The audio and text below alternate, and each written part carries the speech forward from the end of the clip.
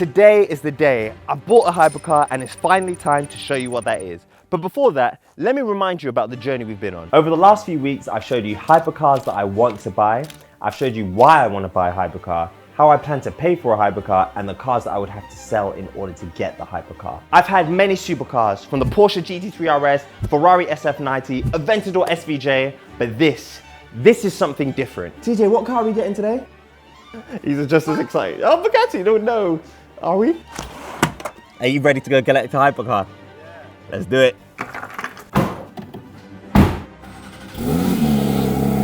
I was going to take this car, but I actually want to be comfortable, so we'll go in something else. Let's go.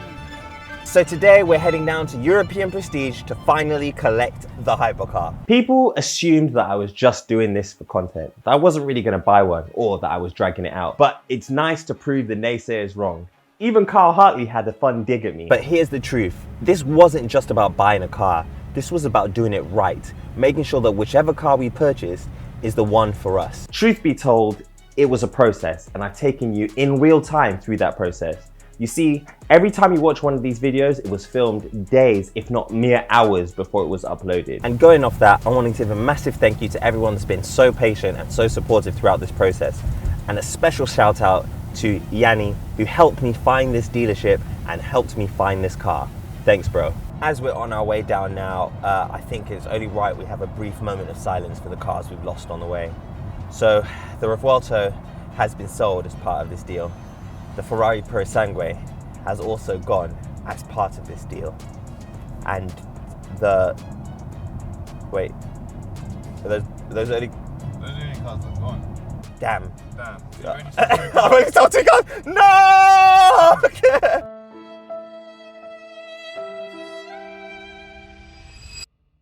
I could have just rushed it. We had the budget and we had the momentum behind it. Even at one point we had several different dealers sending me the same few cars. You see, in the world of hypercars, everyone needs to get their cut. But I waited. I didn't want to make a mistake. Again, this is a legacy car. It had to be perfect. And I finally made a decision, and we're here at European Prestige to pick her up. Behind me is the car that we bought, our very first hypercar.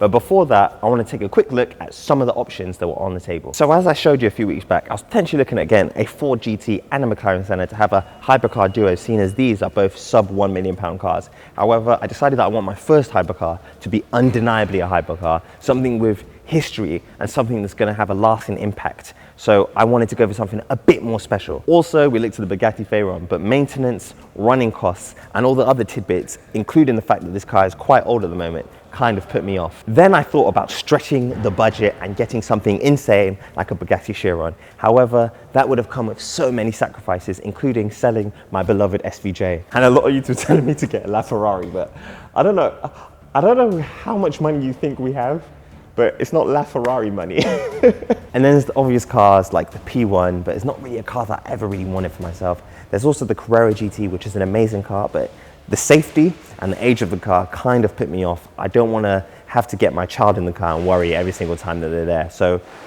we picked this instead. Oh my God. I can't believe it.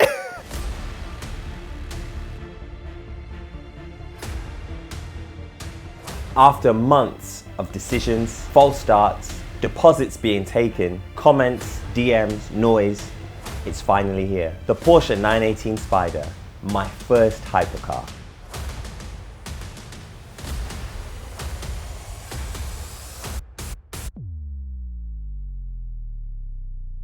So this is the Porsche 918 Spider, our first ever hypercar, and it's finally happened. It's here, it's in the collection. I just want to eat it. Does that even make sense? I want to chew it. I want to lick it.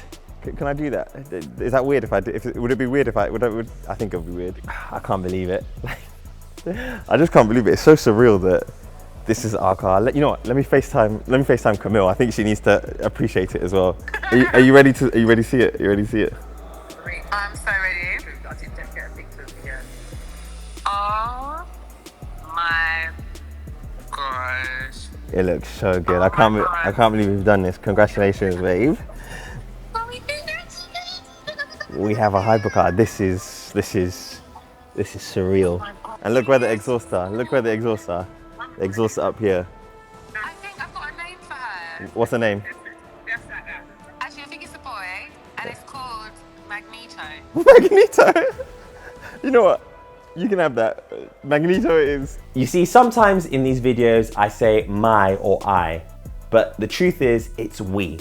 Me and Camille work together to make sure that we can provide the best things for our family. And this is something that we want to hand down to our children. A nest egg, potentially. You see, when you have a wife and a partner that supports you like Camille does, anything is possible. I actually can't, oh my goodness. It's just hitting me now. Like this is it. It's got an exhaust on it. That sounds so good. Absolutely crazy, man. I'm lost for words. 875 horsepower from the 4.6 litre naturally aspirated V8 that was originally derived to be a Le Mans engine. It also has 3 electric motors, 2 on the front axle and 1 on the rear, allowing you to do up to 93 miles an hour in electric only mode, or just bomb it down the motorway, which I won't be doing because I drive very sensibly. It has an official electric only range of around 12 miles and it does 0 to 60 miles per hour in 2.6 seconds. So I'm safe to say, this is going to be amazing. I ended up buying the car from European Prestige. The team there are trustworthy and passionate. No ego and no sales tactics, just knowledge, professionalism, and again, passion. And on top of that, after all the people I spoke to, John at European Prestige gave me the best price for my Lamborghini Revuelto. You see, when you're making a £1 million decision, the energy has to be right. John and the team at European Prestige showed me that they know how to take care of a customer. I've met some great dealers on this journey, Romans especially, Scuderia Prestige, and now European Prestige. Although the car has landed here at European, I'm glad that I've met everyone and I'll be using them going forward. So I'm here with Joe at European Prestige and he's going to quickly talk me through the car and give me the rundown on what we've just done. It's starting to sink in and I'm lost for words, but yeah, I'm really excited. So. Yeah. 918, I guess. Porsche 918, congratulations, first hypercar. Obviously one of the first Holy Trinity, competing against P1, LaFerrari, hybrid car, V8, hybrid power, limited numbers, 918 made. This is a lovely example as well. Yeah, this is one thing that I think spec. I've seen a few 918s, right? And I was offered a few 918s, but this one stood out to me the most. I think one thing I really liked about it, aside from the paint, which we'll get to in a second, but the Visac wheels. The wheels. These wheels are hard to get on a 918. And they're also around £40,000 from what I looked at, 40 to 50. Yeah, so a staggered wheel, 20 at the front, 21 at the rear, magnesium satin finish. Okay. And obviously the acid green racing calipers behind. So because they're magnesium, that means that I'm not going to say I'm going to curb it, but if I was to curb it, it would be an expensive bill. It would be expensive, yeah. So I like the wheels, but I think I might take them off and put the standard wheels on, because it comes with the standard wheels as well, which is nice. So I'll have 2 wheels. Maybe this will be my summer wheel, and the standard will be my winter wheel, because I plan on driving this all year round. Yeah, all-wheel drive, no excuse not to. Front lift as well, so no excuse. Front lift, and people are going to be like, Tommy, why didn't you get a car with a Visac pack? If you got the Visac pack, you can't actually put up the front lift, because it doesn't have front lift for weight saving. Right, yeah. And there's, I think, slightly different suspension geometry. But one thing you can actually do through Porsche is retrofit the Visac pack on the car. You can, so that's my plan with this one. So it'll be the fins, the carbon roof, the carbon spoiler, some fins on the side, and other little elements just to just make it seem a little bit more aggressive. It doesn't need to be. And it's funny, I've just bought the car and I'm already talking about modifying it, but because it's done through official Porsche, it actually changes the spec of the car officially. So that's right. That's one thing that helps with residual values, and it also helps with just how the car looks. Yeah. So I'll probably be doing that. But as you guys heard, I said the roof, and it's a spider. That's right. Meaning the roof can come off. It can, yeah. So it was the only of the Holy Trinity that was released as a spider. So there's no coupes apart from one very special car, which we discussed earlier. Yeah, roof comes off really easily. You can stow it in the front, so you can enjoy the weather all year round. I think it would be rude not to take the roof off now, and I guess see it roofless, see it topless. Let's do it, as they say. Yep. So to do the roof, do it in 2 parts: the right-hand side first, and then the left-hand side. Okay. Just above the headrest, there will be a push button. And then if you push and then bring it forwards, there you go. Yeah, it's very stiff to hold it on. Obviously, because this car can go over 200 miles an hour. Yeah. So you just lift the back, pull it forwards, and it's as easy as that. And This is a lot lighter than it looks. Wow, look, I wonder how much this one piece costs. I know the carbon, so if you get it in exposed carbon, the roof, I know that is about 30 grand. yeah, yeah. So this is carbon, but it's just not exposed carbon. So yeah. Very lightweight. 30 grand's worth of roof right here. Yeah, so do you want me to take that? I'll Yes, put it down please. somewhere for you. Somewhere soft. So you can drive it half and half. So if I'm ever going out with my wife, Camille, and then she's like, I don't want the roof down, but I'm like, I want the roof down, I'll just drive it with my side off. And then same thing on this side. Same again on the other side. Okay. Oh gosh, that is quite violent to take off. So you go forwards. Yeah, lift the back up, pull it back towards the car, and it will just slide out. Oh gosh, There you go. it's so nerve-wracking Yeah. doing that. Wow, and it completely changes the profile of the car. Look at that. Wow, this is sick. I have a convertible. I haven't had a convertible since my 765 LT Spider that I sold, which funnily enough, I saw on YouTube the other day on a track, being track driven, which is an interesting story. Anyway, here we are with our newest convertible and our hypercar. And I think that's another thing that brought me to the 918, the fact that it is a Spider and you can take the roof off. It's like having two cars in one. So the entirety of the car is carbon. It has a carbon tub. That's why the door sills are so wide, but you can really see it here, where this doesn't actually have to be exposed carbon because no one's ever going to see it, but Porsche being Porsche, they made sure it looked appealing to the eye, and that's stunning because it just doesn't have to look like this. And this special bit here, that, you know what, I don't want to be the one to break. Oh, did this come up first? Yeah. Oh, I see. I almost broke this. This probably cost like 10 grand. So this is the wind deflector. So it allows you to have the roof off and not be bothered by the noise of wind blowing in your hair. I haven't got much hair, but my wife does. So that goes in there. And you have a mini spoiler in case your big spoiler wasn't enough. So getting in the 918 Spider is a interesting experience because, like I said before, it has a carbon tub. It means the sills are quite wide because that's part of the crash structure as well. It's a lot harder with the roof on, but I'm doing it with the roof off on camera for that exact reason. So one leg in, and then you put the other leg in, and then you just fall down. So now imagine with the roof on top of me, how hard that would be. The steering wheel is telescopic, so you can bring it to you. It doesn't go up or down, but you can bring it closer, but you can adjust the seats.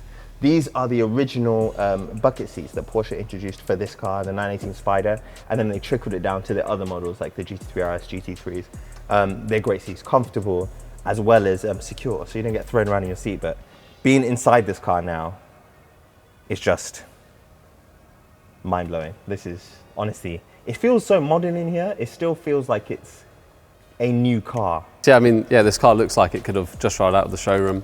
Porsche designed it to be very futuristic when it first came out. The specific car, obviously, GT Silver Metallic, very classy car, really suits the body lines. Also a full satin PPF makes it really unique and modern. That's one thing I want to talk about as well, actually. The satin PPF that has been put on the car has really just taken it to the next level. Yeah. It doesn't show on camera, but it looks so gorgeous in real life. And then obviously it gets that extra level of protection for the paint. But one thing I noticed that it's not only the body of the car that's protected, the interior. So the carbon sills have PPF on it. The aluminium bits have PPF on it as well. So it's really been taken care of. It has. It's been tried to be kept in its original condition, or as original as possible. And I think, yeah, it shows because of all the 918s that I've seen and I've sat in, this is the best condition car. I can't believe it. We started it up earlier, but I think I want to give it another start, but this time with the roof off, just to really experience the 918 vibe. There we go. Thank you. That's mad. Wow. Because this is a naturally aspirated V8, it sounds insane, especially the cracks on the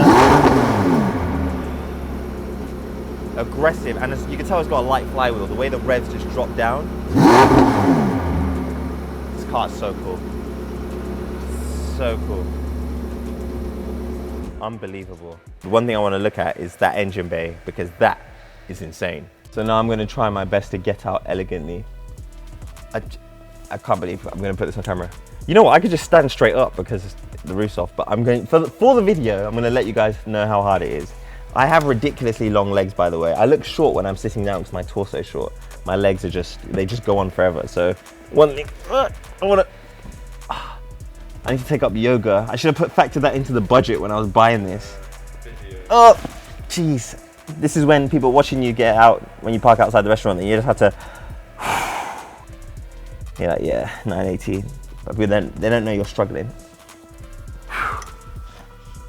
That ice cream man. So I'm gonna open the rear, and then you can feast your eyes on the naturally aspirated V8 engine. This is the only part that opens. Porsche said they don't want you looking in your engine bay of your 918. Instead, that's only for Porsche. And I think that's pretty good because I will find a way to tinker down there. So this is kind of stopping me from doing that. But here, you can put in your oil, which is cool. Dry sump, as it would be in a hypercar like this. And then you have parts of your exhaust system that are on display. But yeah, I'm not gonna mess around with the exhaust in this episode. So with only 918 Spiders in the world, it's already a rare car. There's about 50 in the United Kingdom. But one thing that makes this car really good is the fact that they all came in left-hand drive. That means when you come to sell it, the world is literally your market, improving the investment value of this car. I know I keep talking about investment and handing down to my kids and blah, blah, blah, blah, blah, but I'm still gonna drive the car. And that's something I'm really excited to do. Have you driven one before? Have you driven 918 before? I haven't, unfortunately, no. I haven't. I hear that it's the most exciting Porsche, modern Porsche to drive. They say that it's a bit off the reins, is how I would probably say it. So it'll be interesting to get it out on the road. But before we do that, I just want to talk about something else. You've probably seen the headlines about missold car finance. Going way back to 2007, dealers were sometimes taking a secret commission on your car finance, making you pay for that. So if you ever bought a car on finance, there's a good chance that you were overcharged. The good news, however, is that you might be able to claim some of that money back. Now you can make the claim yourself, either by contacting the lender directly or going through the financial ombudsman. But if you don't want the hassle, you don't have the paperwork, or if you don't know where to start, that's where Reclaim 24/7 comes in. Their free online tool can search for agreements way back to 2007, even if the lender deleted the agreement or if you can't find the paperwork. All you need is your name, date of birth, and address. If there is a claim, it's handled by a specialist solicitor and it takes around 2 minutes to check, and it's handled on a no-win, no-fee basis. That means that if there's nothing there, you don't have to worry. But if there is, there's nothing to pay up front and it could be owing you thousands. All I can say is don't leave it too long because lenders have already started deleting data, and also if you change your phone number or address, it might be tricky to find. I checked myself and saw that I was owed thousands of pounds. So if you want to find out, it takes less than 60 seconds. Just head over to reclaim247.co.uk and find out if you're owed thousands. This wasn't about just paying for it outright, it's just so I can flex and say I paid for it outright. Camilla and I sat down, we ran through the numbers and found a deal that was structured for us thanks to Charles and Dean. You see, like I said, I use them for all our big purchases. So speaking of finance, when it comes to funding a hypercar, it's not easy, but I'm quite lucky because all the cars in the collection, I've always used a specialist broker to sort that out. The broker's Charles and Dean. They're someone that I've worked with for about 3 or 4 years now, and they've managed to always get me like the best deals in the best amount of time. And they're very passionate about what they do, which is important to me because I like car guys. But seeing as this is such a big monumental moment, Alex from Charles and Dean, who has sorted out everything from day one, is here for the handover. And I guess the viewers probably want to know, what's the difference between, you know, buying a 918 Spider or a hypercar versus buying a regular supercar or a regular car? Yeah, so at Charles and Dean, I mean, we're used to funding a multitude of different supercars, right from 25,000 up to the multitude of millions we're talking about. And that's something that I always try and say to people. I like to go with funding, but in this particular situation, I wasn't sure if we should buy the car outright or fund it just because of the kind of purchase it is. But then it kind of clicked in my head, is like, this, like I said earlier, it's like purchasing a house. And you wouldn't buy a house without the due diligence. You wouldn't buy a house without the support from experts and people that know what they're doing.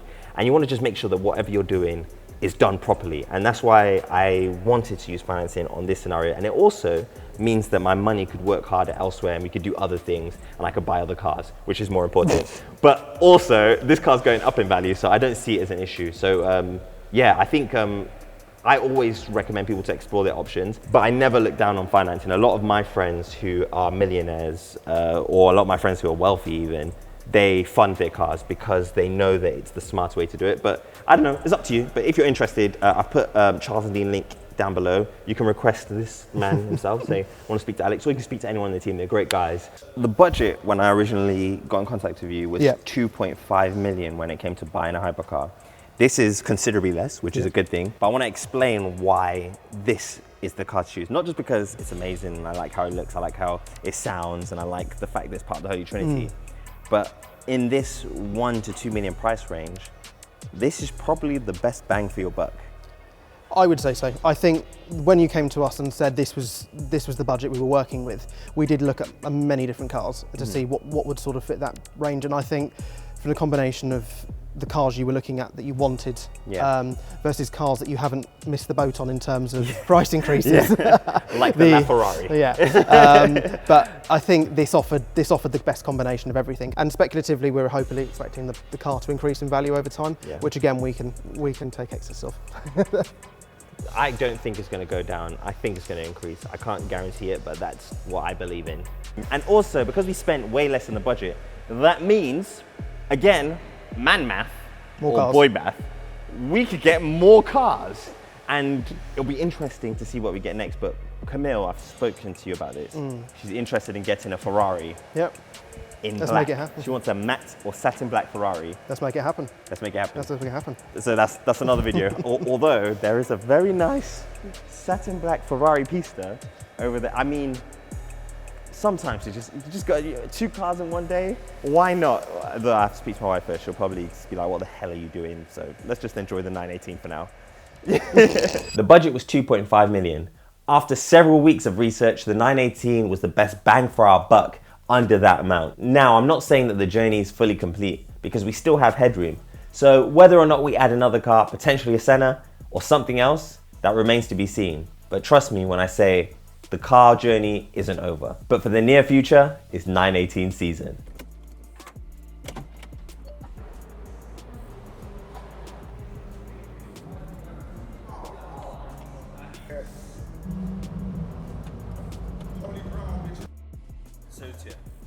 It does, doesn't it?